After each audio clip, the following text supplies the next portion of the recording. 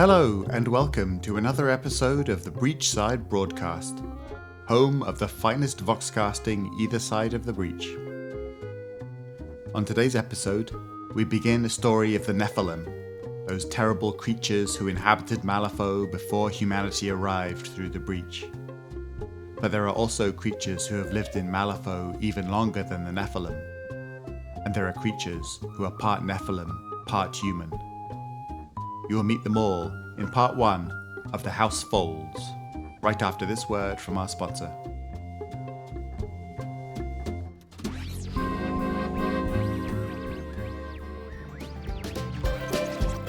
This episode of the Breachside Broadcast is brought to you by Vera's Divination on Old Falkirk Street in Malifaux. Vera will gaze into the future and reveal your destiny for a nominal fee.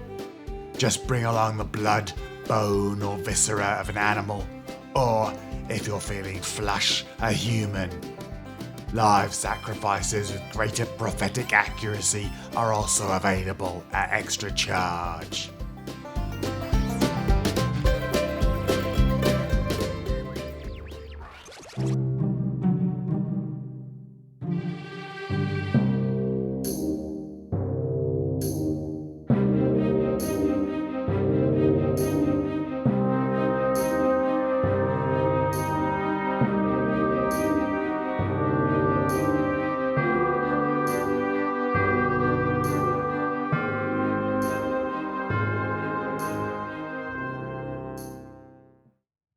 The House Folds by Michael Wallace. Through the howling wind and blinding snow, Nekima caught the scent of fresh blood. She circled, fighting the storm to discern the scent's origin, and descended until she caught sight of an ice-capped cliff path overlooking a sheer drop into the inky blackness. Discarded bones, bloody and gnawed upon, littered the snow. She flapped her leathery wings and flew on, struggling against the cold winds until she caught sight of movement below. More than 24 hulking shapes marched single file down the path. Nekima flew ahead and landed on a spot where the path widened and flattened out. To her left was the blue-black stone of the far peaks, caked with ice. To her right was a sheer cliff that fell away into a deep glacial canyon. While she waited, she tucked her wings, chilly and numb from the flight, into her heavy bearskin cloak. While her wings warmed up, she unstrapped her greatsword Lorelei from its bindings and rested it, sheathed across her shoulder. She heard the crunch of heavy footfalls in the deep snow long before she saw the first figure appear from the darkness. The beast was taller than her and almost twice as wide. Its flesh was leathery and blue in color, and lines of runes flickered over its skin like living parchment.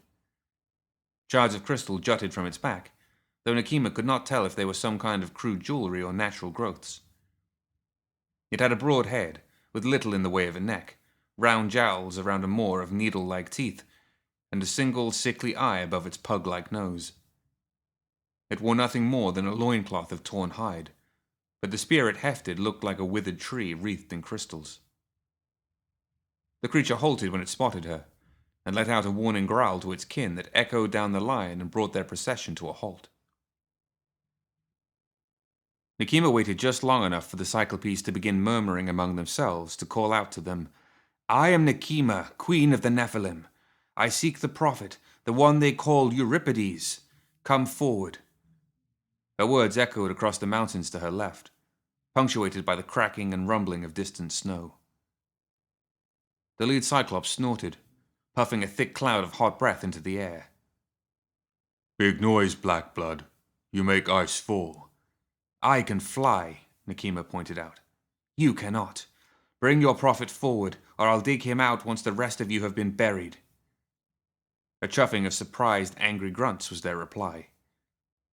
A few of the one-eyed creatures grumbled encouragement to their leader and pushed at his crystal-laden back. Waving them aside, the lead cyclops lurched forward, swinging his heavy club threateningly in front of him. "Big threat, Black Blood, for small woman.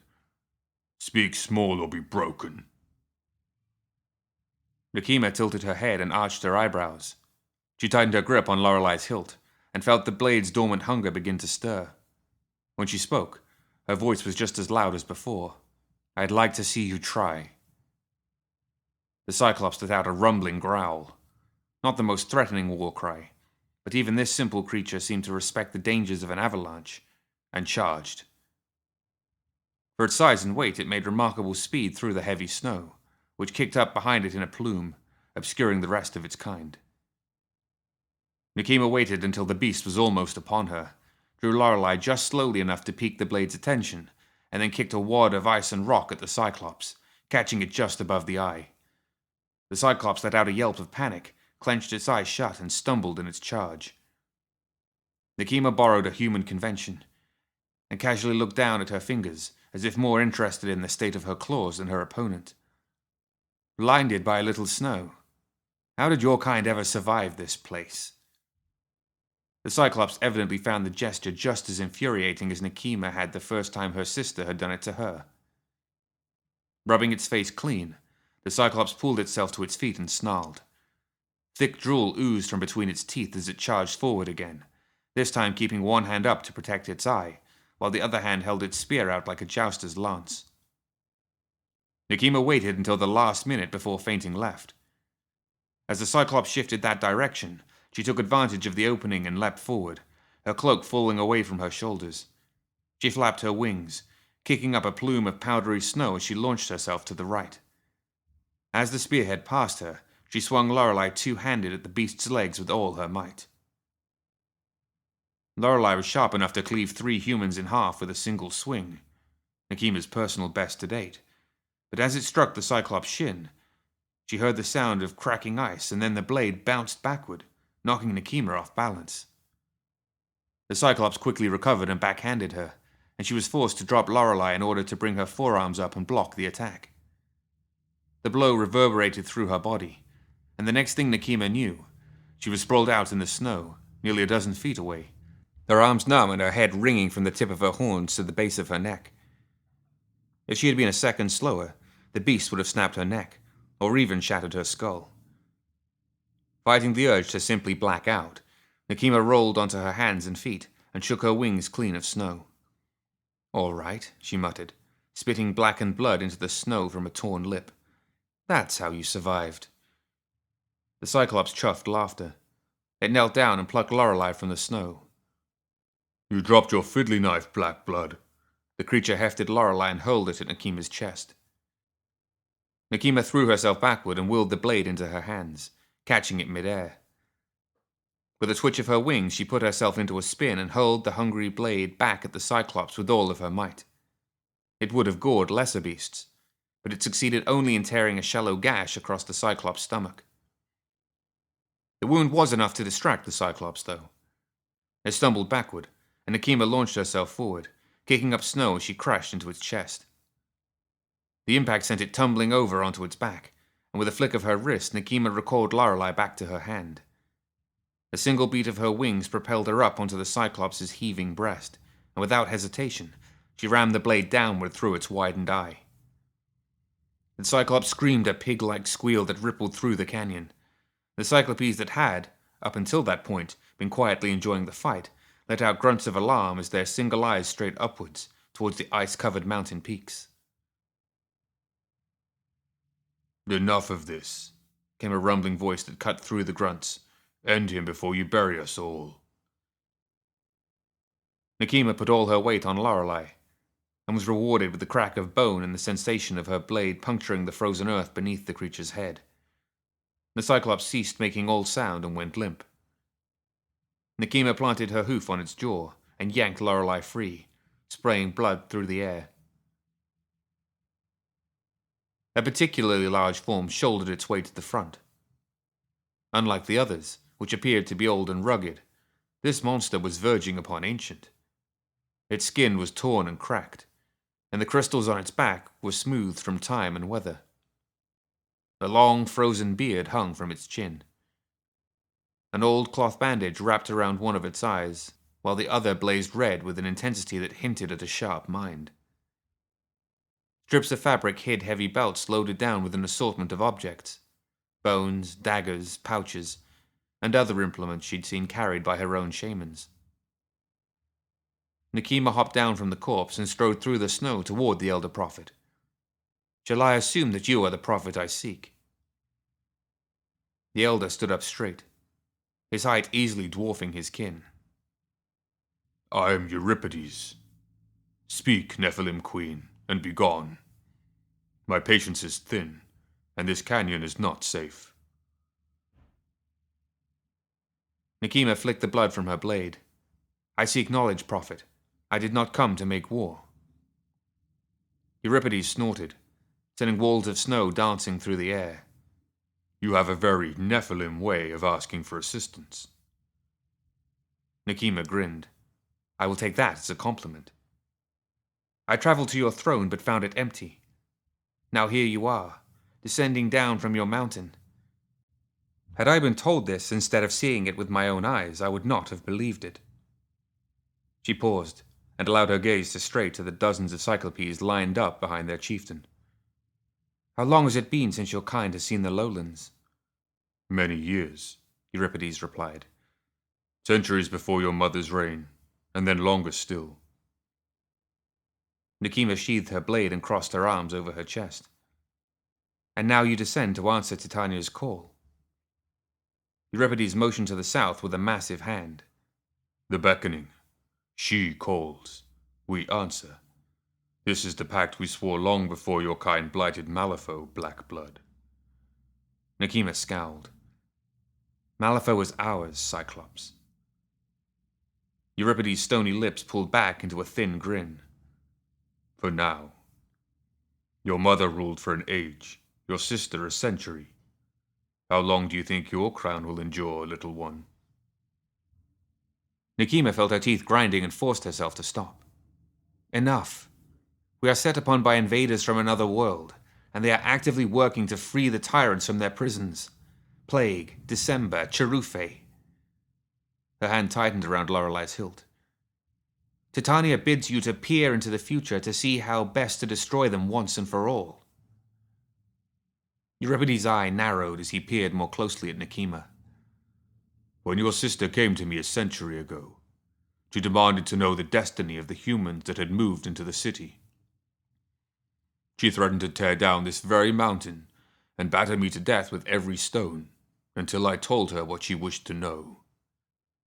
Now her sister stands before me, the messenger for the great betrayer of our people. He snorted. Your mother would be disappointed. Nekima's lips pulled back in a snarl. Are you not marching south to throw your support behind Titania? Do you not believe that she is the only one capable of saving our world from the tyrants? What I believe is irrelevant, Euripides murmured, his tone resigned. Knowledge is a burden, Black Blood. The future is carved into the stars and engraved upon our bones. If you survive long enough to reach your mother's age, perhaps you will come to glimpse the strings that guide your actions. He turned his head southward, his gaze growing distant. We join Titania because that is what we do. We have no choice. Nekima lowered her arms as uncertainty crept into her mind. There is always a choice, she replied. But even to her own ears, there was hesitation in her voice.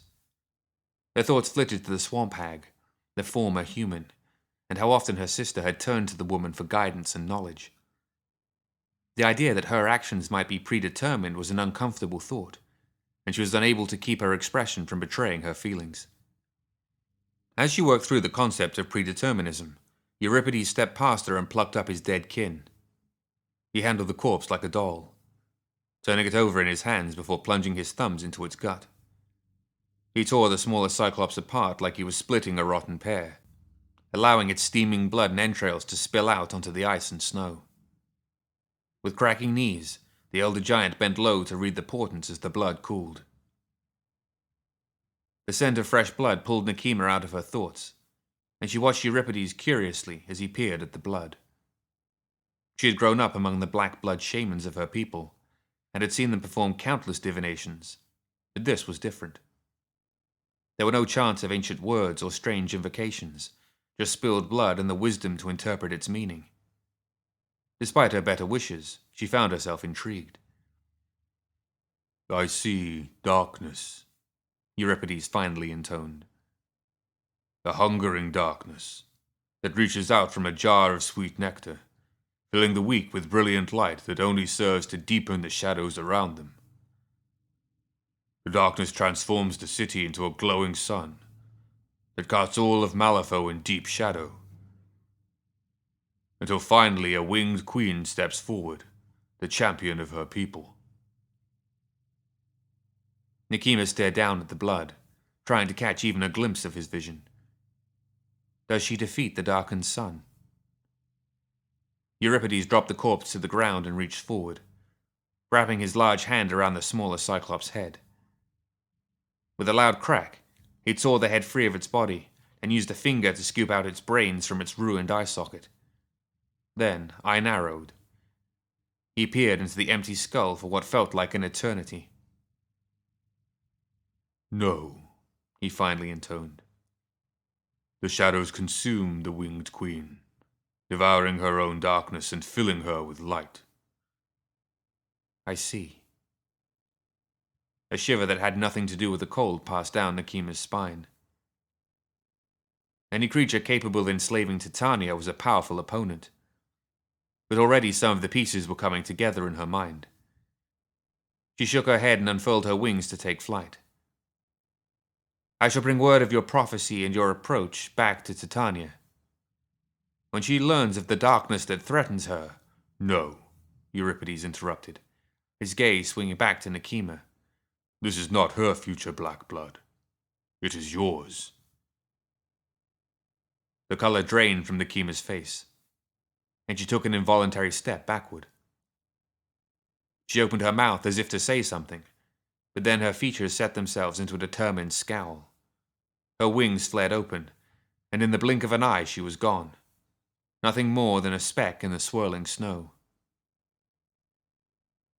Euripides' rough lips pulled back into a thin smile as he watched her retreat.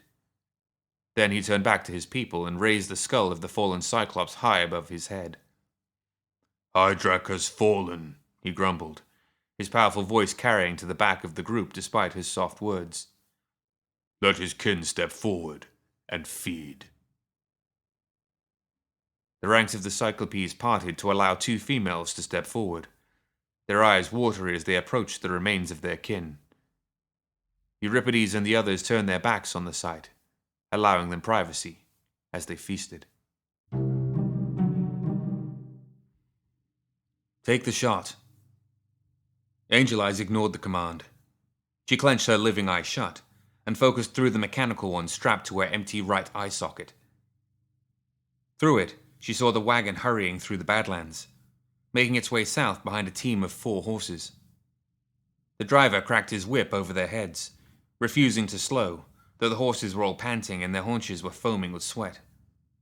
Another hour to Ridley at that speed, she guessed. The sun's coming up, Angel. Take the shot. Angel exhaled slowly. The crosshairs leveled on the driver. He was cursing and spitting at the horses. His face reddened up like a veiny beet. She wanted to watch that face explode in her scope, but instead she aimed at the tired horse at the front of the wagon. Rest, she quietly intoned, and squeezed the trigger. The rifle went off, and a second later the horse simply collapsed, a bullet hole in its skull just behind the eye. The other horses tangled with it, and the wagon flipped over them. The driver was hurled through the air while the wagon smashed onto its roof in a cloud of dust and splintered wood. Then the sun peeked over the horizon. The glare made Angel Eyes wince away from the scope. Edwin laughed.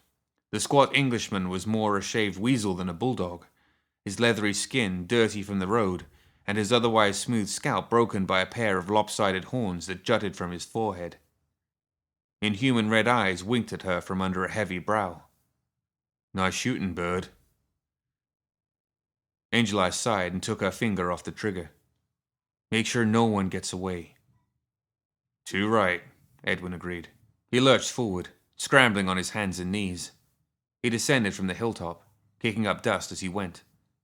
Someone from within the wagon was crawling out, and Edwin fell on the man with his claws, ripping and tearing at his duster and the flesh of his back.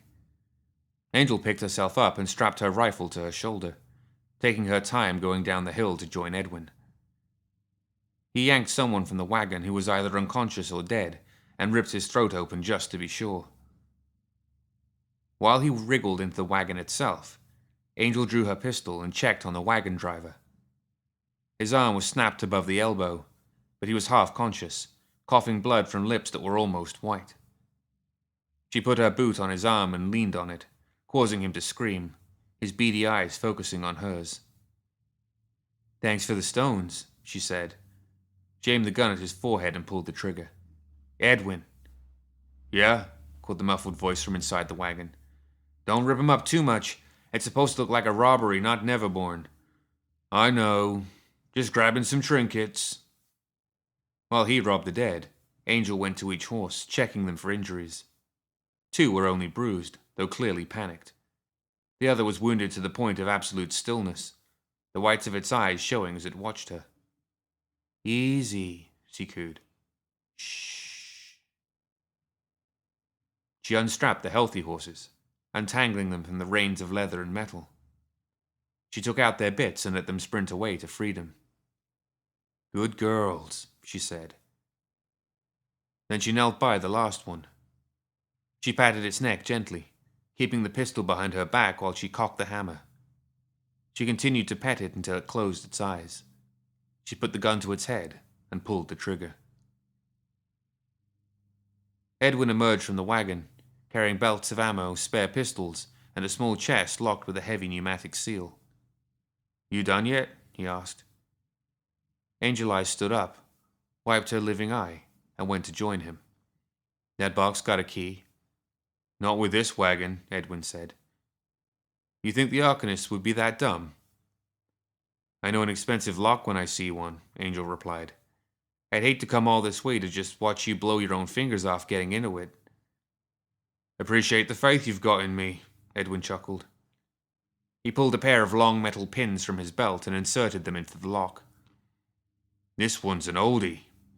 The Union hasn't seen many innovations in locks since old Ramsey got tossed in irons.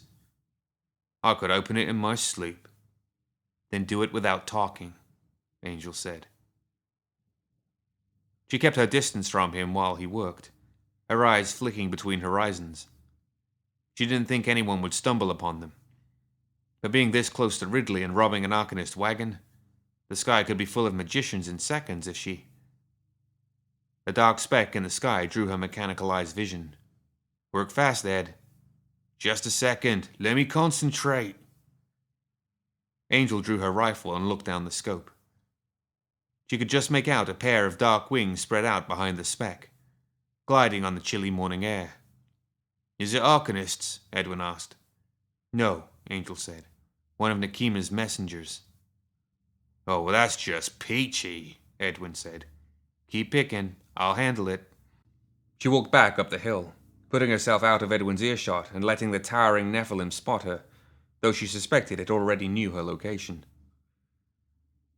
It swooped down and landed hard, heavy enough for her to feel it through the sandy soil at her feet. The mature Nephilim was all muscle covered with horns, claws, and teeth. It didn't look happy to be sent on an errand. "Nekima commands your presence," it said, in a voice that was even deeper than she expected. "She has a mission for me?" The Nephilim glared at her. "You're commanded, half-breed." Angel wanted to roll her eyes, but she nodded instead. "Understood." The Nephilim took flight again. Angel watched as it headed west, wondering if she could put a bullet between its buttocks. Edwin came up the hill carrying an armload of the chest's contents. Soulstones, already glowing from the deaths of the wagon's occupants. "Got it," Edwin said. "Good," Angel said. "Get your horse. We're leaving." "What did he want?" "You know the Queen. First she wastes your time, then she tells you why." Another explosion rang out, deafeningly close. Puente clapped his hands over his ears, but it did nothing to silence the ringing. A half-second later he was pelted by debris. It was only when he wiped his face and it came back bloody that he realized the debris wasn't dirt. Though his thoughts were frozen, instinct managed to spur him to motion, and Puente began to crawl away, His face pointed south toward the Latigo ranch that was hours away. His rational mind, very deep under panic and fear, tried to tell him that he would never make it even if he ran, but his dominant compulsion told him to find safety, and the ranch had been the only place he'd ever felt safe in all of Malifaux. A dry chuckle drifted over the sound of crackling fire. Puente glanced over his shoulder to see a tall figure stride out of the smoke, dressed in a long duster coat and a wide-brimmed hat. At first, Puente hoped it was one of the Ortegas come to help, but he met the creature's glowing red eyes and felt his bowels loosen like a wet sponge. Tuco Ortega grinned down at the kid, casually reloading his sawed-off shotgun as he followed Puente. The young pistolero's crawl turned into a half-pleading crab walk. "Please," Puente cried. The air was thick with smoke. He couldn't think of anything more to say, so he repeated himself between choking coughs. "Please, please." Tuco kicked the kid onto his back. "They ain't gonna kill you. You crawl back home and tell Petita that little cousin Tuco is coming to skin her alive. You do that, I let you live, comprende?" "Tuco?" Puente scrambled onto his feet, pulling up his pants to keep the mess he'd made from spilling everywhere. I'll go. The kid even made it a few feet before Tuco shot him in the back. "On second thought, I'll just tell her myself." He looked around, reloading again as he searched for another Ortega laphound to gun down. When none presented themselves, he scowled and tucked the shotgun in his belt. "Well, now I'm just bored." "Oh, honey, your problem is you kill too fast." A woman easily as tall and muscular as a mature Nephilim strolled through the smoke. Becoming a blood wretch had warped her more than it had others. A pair of curling horns jutted from her head. Most of her hair had fallen out, and her skin had thickened almost to hide. Though her coveralls were scavenged from an abnormally large man, so that they were barely tall enough to fit her, she carried herself like a lady, taking dainty hip-swaying steps with both hands on her waist. "No one invited you, Dai," Tuco muttered. "You act as though an invitation would bring me to this unsightly mess." Her voice was deeper than a lifelong cigar smoker. "I was sent by Lady Nekima to fetch you." "Fetch me?" Tuco asked. "For a job? Or to kill me? Because I've got better things to do." "Like wander off over yonder and get gunned down by your angry kin?" Dai asked. "Come on now, best be gone before the Ortegas see the smoke." Tuco snarled. "Let 'em come. I'm sick of chasing these packs of pups around, daring that puta to show her face." Dai sighed. "Alone, with no ammo. That'd be a short tussle." Yeah, I'm coming, dammit." "You're too kind," Dai said. She offered her arm. Tuco glared at her, then hooked his arm around hers and tipped his hat lower over his face. "There, you do have manners," Dai nearly giggled. "You tell anyone and you get 2 loads of rock salt." Nekima swooped low, close enough to touch the tips of the trees. The northern knotwoods had some of the tallest this side of the bayou, with trunks that could be as thick as 2 wagons. The foliage was so dense in places that the sun never touched the forest floor. In others, the rocky, hilly terrain was narrow and treacherous. Creatures limited to travel on the ground had a distinct disadvantage, and it was one of the reasons the human loggers had given the north a wide berth. The other, of course, was Nekima's Nephilim. While her kind were nomadic and restless by nature, they defended a few important sacred sites and gathering circles. When the tribes had been divided by Lilith's usurpation of the throne, Nekima had fortified her followers in the blood pits. It was to this place that Nekima returned. She flew over the canopy to a small natural clearing, the center of which boasted a gaping hole rimmed with 2 great slabs of curving stone like the beak of a hawk. The stink of blood, both fresh and spoiled, wafted from the hole. But the predators of the knotwoods gave it a wide berth, for surrounding the pit were dozens of hide yurts lit by small torches. Even in the dark, She could make out more than 100 Nephilim of various shapes and sizes gathering at the pit. The larger of the beaks boasted a throne fashioned from countless human bones bound together with leather. She swooped down, landing nimbly upon her perch. Her claws found purchase in grooves she had worn into the armrests. She almost smiled as she let herself relax into position. This was her place. A slender Lelitu, clad in a dress of dyed leather, approached the throne. "The messengers of Incent has instructed, my queen. Your servants approach the camp even now." Nekima smiled. "Excellent, Kestra. And what of the raids on the human settlement?" Kestra bowed. "See for yourself, my queen." The gathered crowd below parted, revealing a dozen or so humans penned in by Nekima's black blood shamans. They were herded onto the smaller stones that surrounded the pit, overlooking the abyss below. "The hunting is rich in the lands once held by your sister," Kestra purred. Nekima growled. "Chasing the swamp hag's portents while the vermin infested her land almost to an epidemic. You were weak, sister." One of the shamans held up a dagger, and Nekima gestured a confirmation. A crying, demoralized human was brought to the edge of the pit. The shaman brought the blade up and then down, spilling blood from the man's chest. As fresh ichor spilled into the pit, a chorus of shrieks and hisses came up from below. In ages past, the Nephilim were content to leave their offspring to the whims of the forest.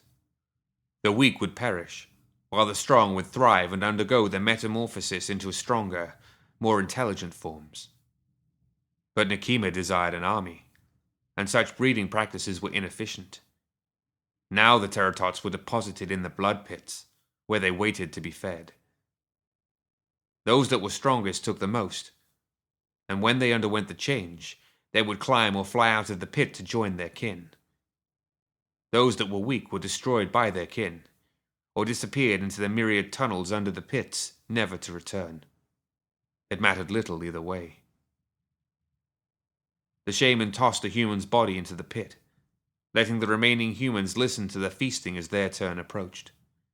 Their faces paled, their dwindling courage snuffed out like candles. The fear would make their blood savory. "Many will earn their claws tonight," Nekima said. From behind Kestra came her brother, Cure. The red-skinned Lilu stood just behind his Lelitu in compliant silence. "My queen, Angel Eyes and Tuco Ortega have arrived." "Excellent," Nekima said. "Bring them forward." Kestra turned and scowled at Cure. He nervously bowed and darted away. "You have him trained," Nekima mused. Kestra sighed. "He is hopeless." A human screamed as she was being sacrificed. Her voice was cut off by the shaman's blade. From the crowd of Nephilim emerged Angel and Tuco. Their similarities were purely physical. Hybrids in blood, clad in long coats and smelling of gunpowder and human foulness. The other Nephilim growled, gnashed their teeth or leered menacingly at the two, while both put on a show of ignoring them. Angel knelt before Nekima's throne, while Tuco merely bobbed his head. Nekima suspected she would want to kill him someday for his disrespect, but such things were for another day. "Half-bloods," Nekima said, sitting up straight. "I have a mission for you both. First, however, Angel." Angel produced a satchel from her belt. She hefted it to show the weight and then handed it to Kestra, who opened it to reveal the soul stones within. "The Arcanist will not use the same smuggling methods again." Nekima nodded passively, her mind clearly elsewhere. "Do you know the man named Jacob Lynch?" "Yes," Angel said. Tuco shrugged. "Go to the city and kill him." Angel paused. "You want us to kill Jacob Lynch?" "Yes," Nekima said. "Why is not your concern, and how is not mine. But do it quickly." Tuco cleared his throat. "Are you crazy?" Angel stood up. Lynch has a lot of connections, including muscle and magic from some very secretive parties. Not all of them human. An assassination I can do, but setting up a kill like that could take weeks of scouting. Let alone pulling him from that honeypot will take. That's why Tuco will go with you, Nekima interrupted. And you may take your pick of the more experienced hybrids. 2. More than that will draw attention. I'd rather take a dozen bulls than this madman, Angel said. All heart and no sight, Tuco snapped. Why would I drag you along? I could take a nap and beat Lynch to death with a pillow before you'd line up a shot. You want to kick in the door of a casino? Be my guest, Angel said. The bouncers Lynch keeps will break every bone in that body and save that empty skull for last. Nekima smashed her fist into an armrest. Enough. I gave you a command. If you can't perform this simple task, perhaps it's time I question your usefulness. Both kept their teeth together and swallowed whatever else they had to say. Nekima relaxed into her throne again. You may go, she said, turning to watch the continuing sacrifice. Angel and Tuco exchanged glances, turned, and left, side by side.